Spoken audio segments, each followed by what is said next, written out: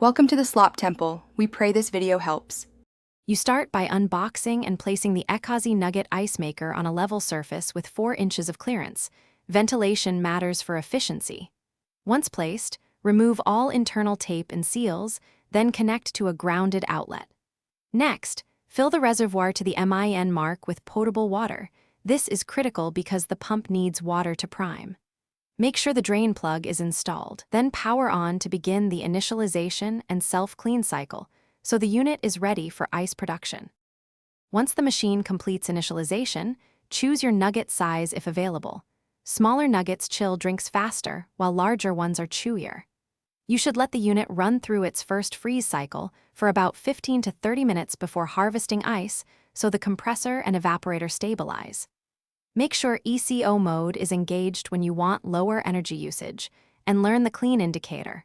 When it lights, you need to run the descaling or cleaning program.